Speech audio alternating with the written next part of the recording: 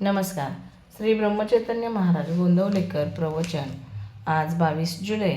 गुरु आपल्याला अंतिम सुख दाखवितात. एक लहान मुलगा एका विहिरीजवळ उभा होता. त्याची एक वस्तू आत पडली होती. ती काढण्याकरता मी आत उडी मारतो असे तो म्हणू लागला. त्यावर तिथे होता तो एक मनुष्य म्हणाला, तू असे करू नकोस, आत पडून बुडून जाशील.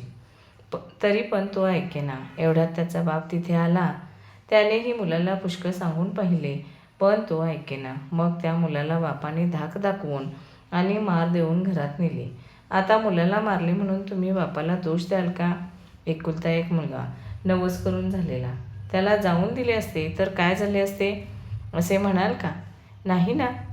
तर मग गुरु तरी काय करीत असतो? आपण विषय मागत असतो आणि ते दिले तर आपण त्यात बुडून मरू हे त्याला माहीत असते. म्हणूनच तो आपल्याला त्यातून वाचवण्यासाठी 4 गोष्टी सांगून पाहतो.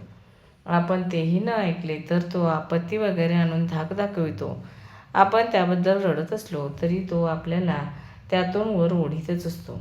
आपण तर चांगले शिकलेले, सवरलेले, त्या मुलाप्रमाणे अज्ञान नसून चांगले वयस्कर, तरीसुद्धा आपल्याला विषयात उडी घ्यावीशी वाटते. गुरुने सांगितले, लग्न करू नकोस, तर आपण लग्न कधी होईल म्हणून त्याच्या पाठीस लागत असतो. आणि शेवटी तर गुरुला समजतच नाही असे म्हणण्यापर्यंत आपली मजल जाते. सध्या दिसते तेच सुख आपण खरे मानित असतो. पण अंतिम सुख काय हे गुरुला कळत असते. म्हणून तो सध्या दिसणाऱ्या सुखापासून आपल्याला परावृत्त करीत असतो. तेव्हा आपण गुरुवचनावर विश्वास ठेवून त्याच्या आज्ञेप्रमाणे वागणे हेच श्रेयस्कर आहे. तो जे साधन सांगेल तेच करीत राहावे, म्हणजे आपल्याला अंतिम सुखाचा लाभ होईल. गुरु आज्ञा करतो म्हणजे काय करतो? तर आपले मन जिथे गुंतले असेल तिथून त्याला काढण्याचा तो प्रयत्न करतो. भगवंत भक्ताची संकटे नाहीशी करतो म्हणजे त्याची प्रापंचिक संकटे दूर करतो असे नाही. ती काय सहज दूर करता येतात, पण भक्ताला समाधानात ठेवून संकटे सहन करण्याची शक्ती भगवंत देतो. भक्ताला तो नेहमी स्मरणात ठेवतो. असे भक्तच संतपदाला पोहोचतात. एखाद्या विद्वान माणसाची विद्वत्ता ओळखायला आपण थोडे तरी विद्वान झाले पाहिजे. त्याचप्रमाणे संत ओळखायला संतांच्या ठिकाणी असणारा गुण थोडा तरी आपल्या ठिकाणी असला पाहिजे.